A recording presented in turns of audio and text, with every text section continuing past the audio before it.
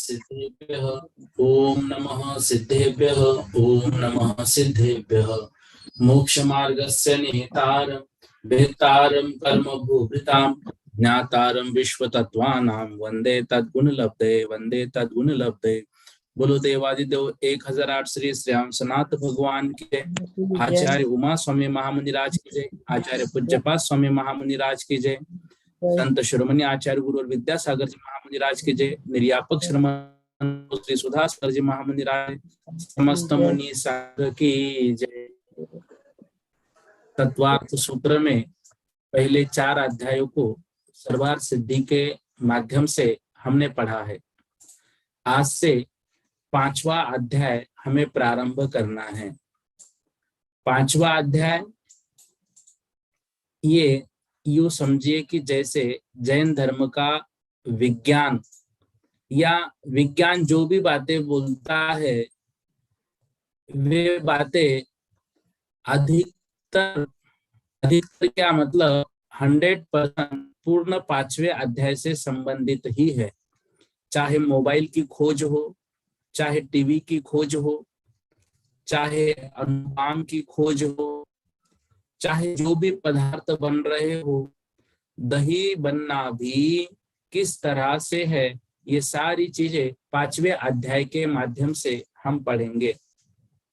पहले 4 अध्याय में हमने पढ़ा लोकाकाश किस तरह से होता है। लोकाकाश 14 राजू ऊंचा होता है, 343 घन राजू होता है।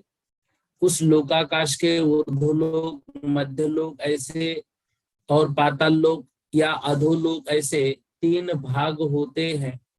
इसी के साथ साथ हमने ये पढ़ा कि लोकाकाश के बाहर जो है वह अनंत आकाश है।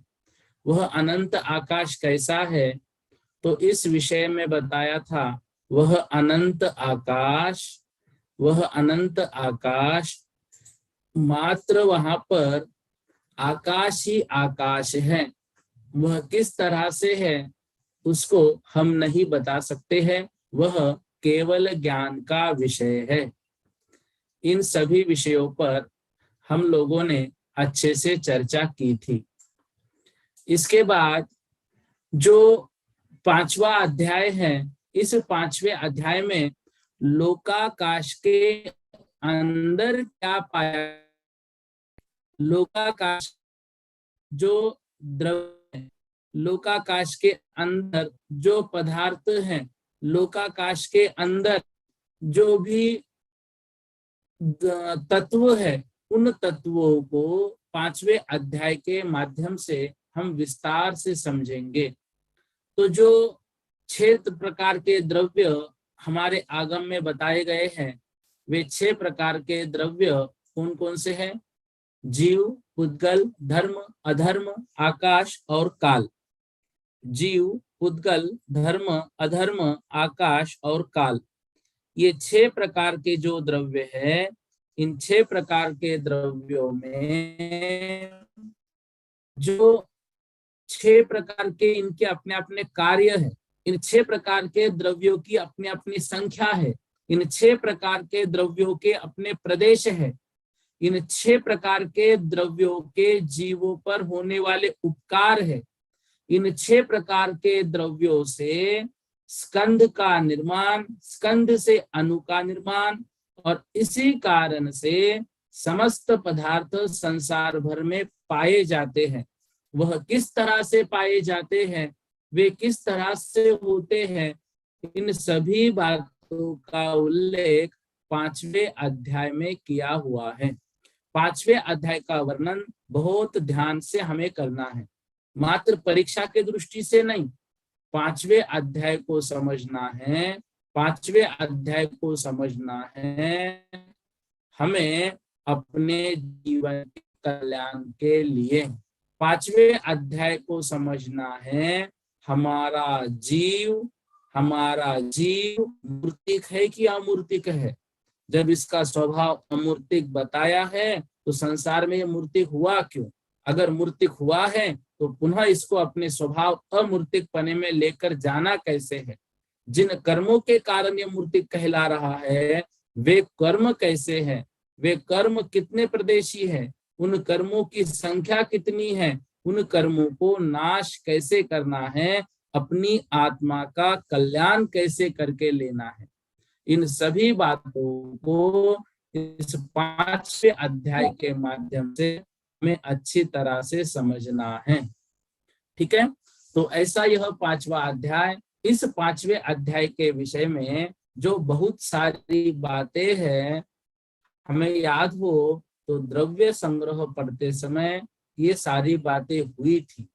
द्रव्य संग्रह में इन विषयों का बहुत अच्छे से वर्णन हुआ था। अब द्रव्य संग्रह में जो बातें हुई थी उन बातों लेख यहाँ है ही, साथ ही साथ और भी विस्तार दिया है आचार्य उमा स्वामी जी। और उन आचार्य उमा स्वामी महाराज को सर्वा सिद्धि में आचार्य पूज्यपाद स्वामी ने हमें और अच्छे तरीके से समझाया है। अतः संपूर्ण बातों पर विशेष गौर करते हुए हमें यह पढ़ना है। ठीक, पहले सूत्र की ओर हम चलते हैं। देखिएगा, अजीव काया धर्मा धर्मा काश पुद्गलाः।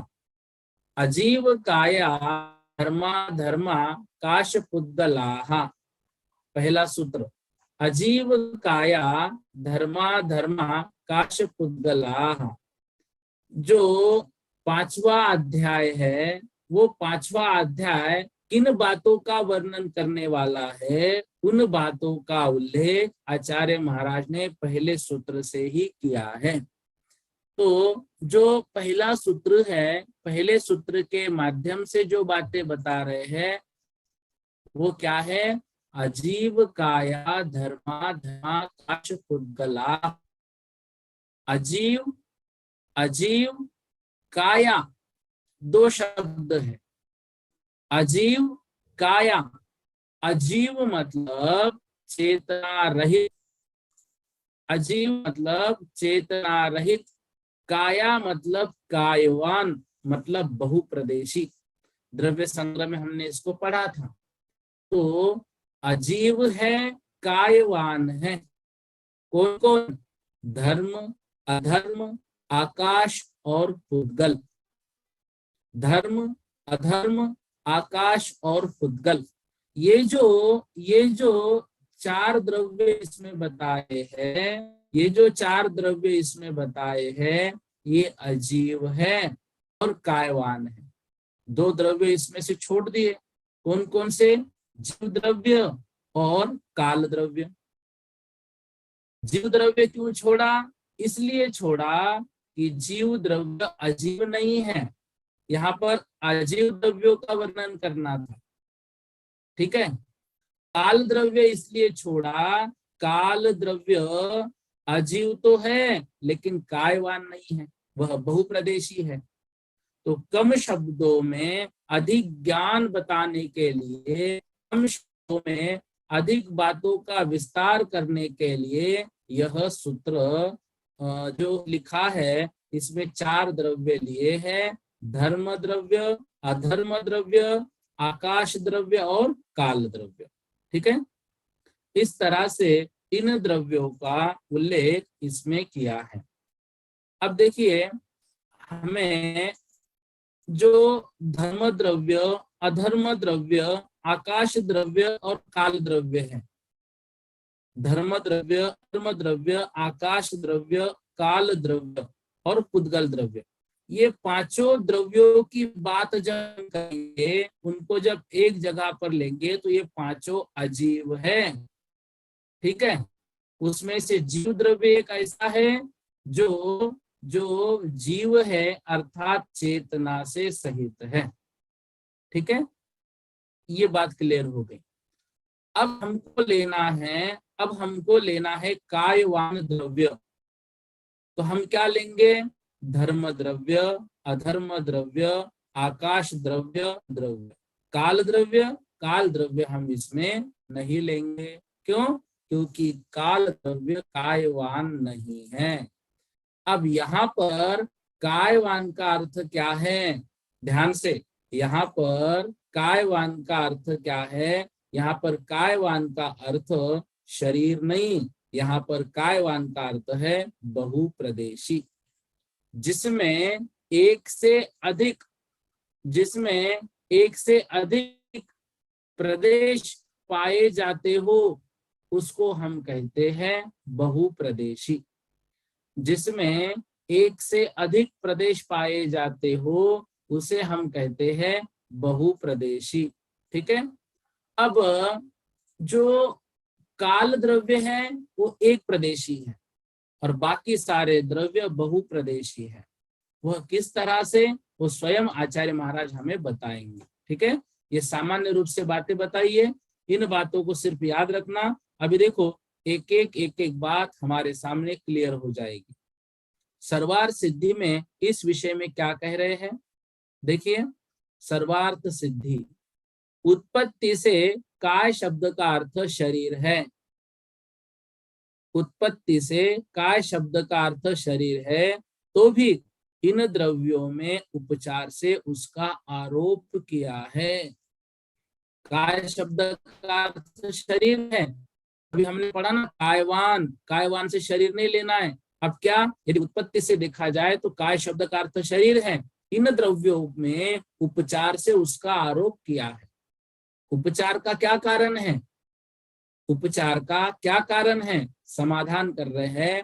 जिस प्रकार शरीर उद्गल द्रव्य के प्रचय रूप से होता है, उसी प्रकार धर्मादिक द्रव्य भी प्रदेश प्रचय की अपेक्षा काय के समान होने से काय कहे गए हैं।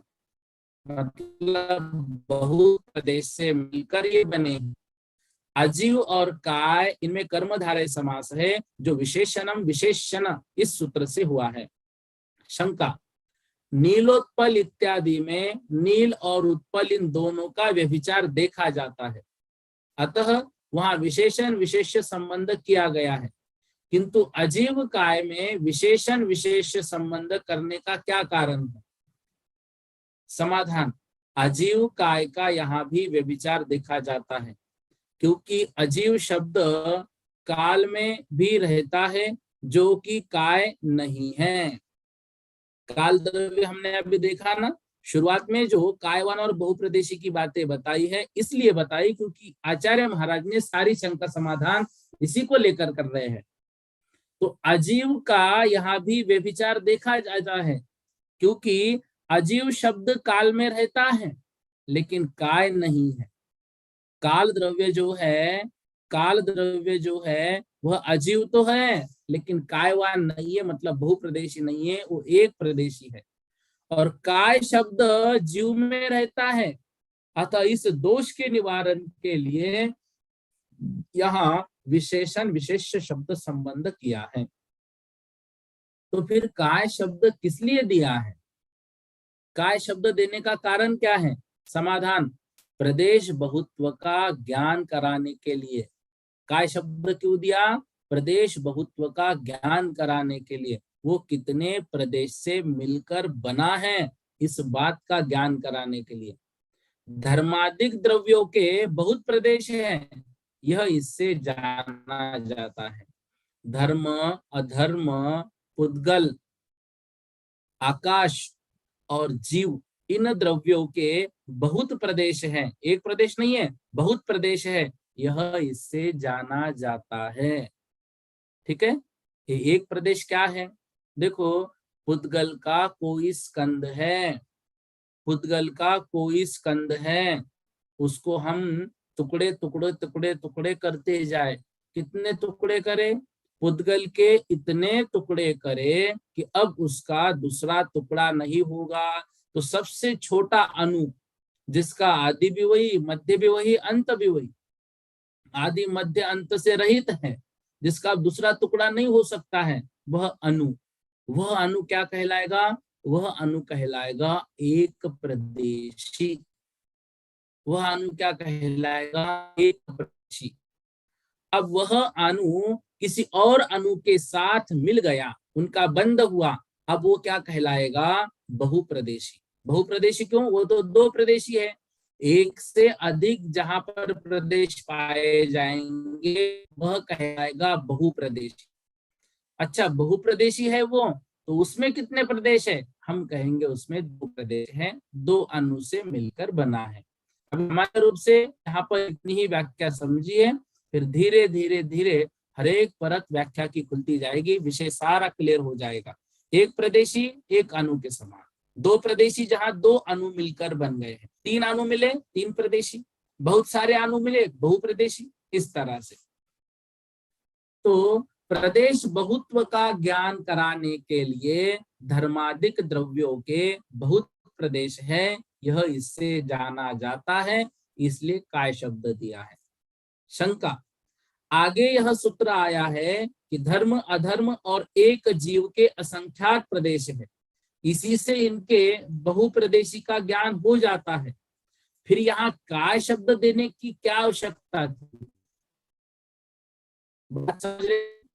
आगे एक सूत्र आएगा जिसमें बताया जाएगा धर्म अधर्म और जीव द्रव्य के असंख्यात प्रदेश है। अब वहां पर ये बात क्लियर हो जा रही है कि वो बहुप्रदेशी है, तो फिर यहाँ पर काय शब्द देने की आवश्यकता ही क्या है?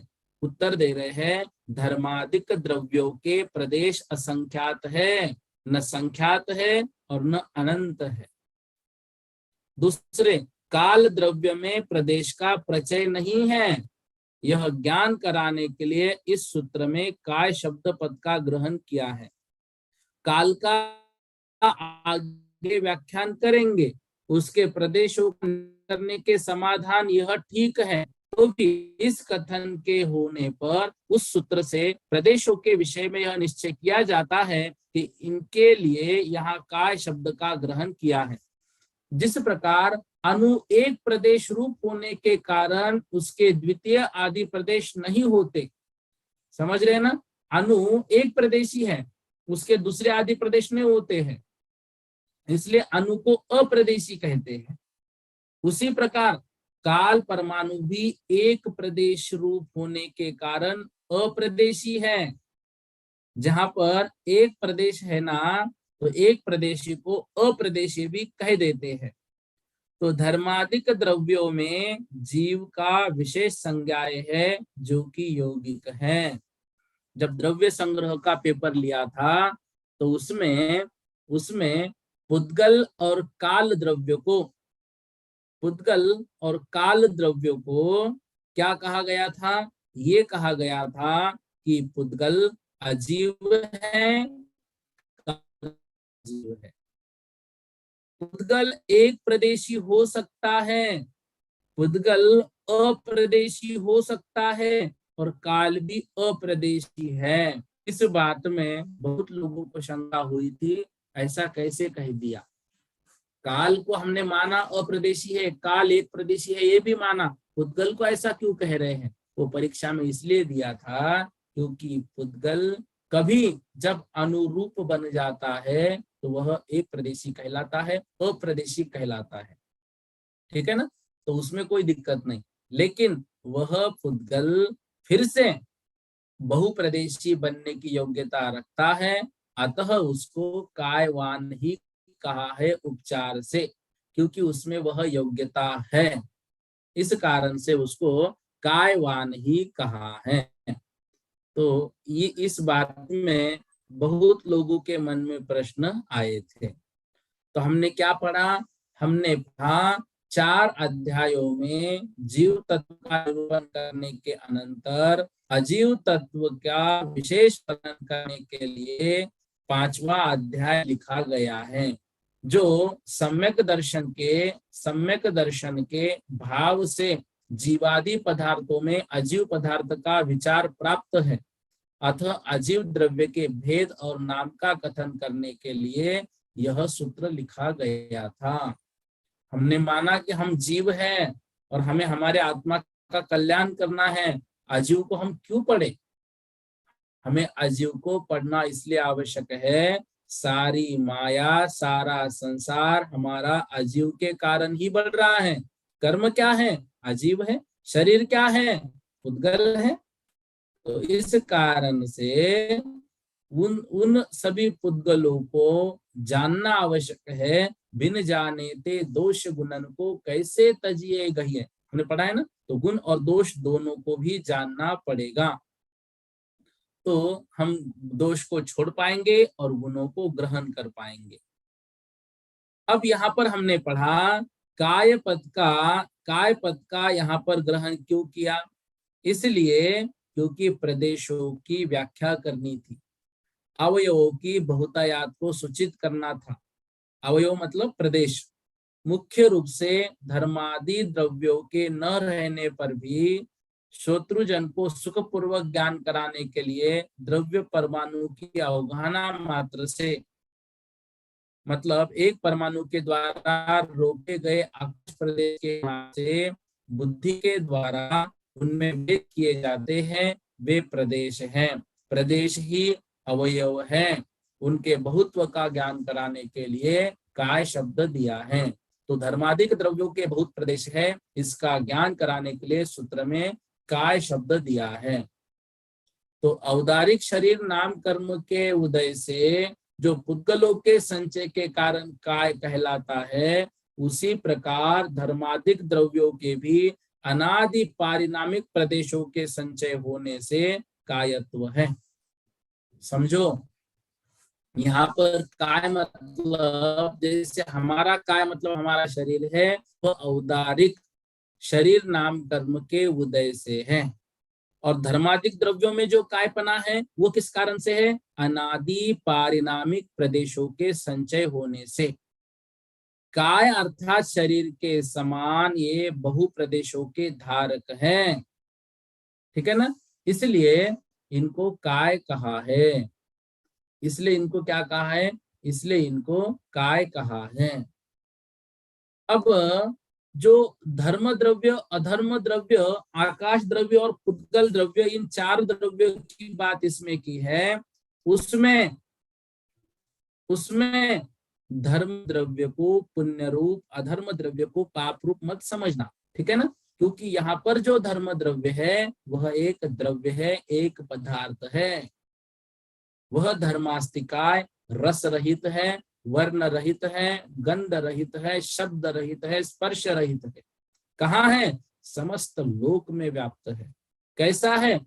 अखंड प्रदेशी है, उसके टुकड़े नहीं होंगे। और परस्पर प्रदेश व्यवधान रहित होने से निरंतर विस्तृत है, असंख्यात प्रदेशी है। वह धर्मास्तिकाय अपने अनंत अगुरु लघु गुणों के द्वारा निरंतर परिणमन करता रहता है। स्वयं गति क्रिया से युक्त जीव और पुद्गल को गति क्रिया में कारण है। कौन? धर्म द्रव्य।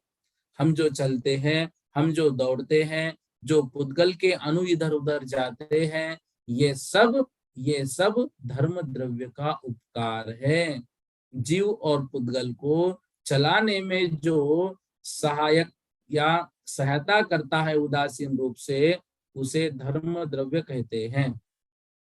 इसका उदाहरण हमने द्रव्य संग्रह में पढ़ा था ना। जैसे जल मछलियों को गमन करने में उपकार करता है, मदद करता है, उसी प्रकार धर्म द्रव्य जीव और पुद्गल को गमन करने के लिए उपकार करता है।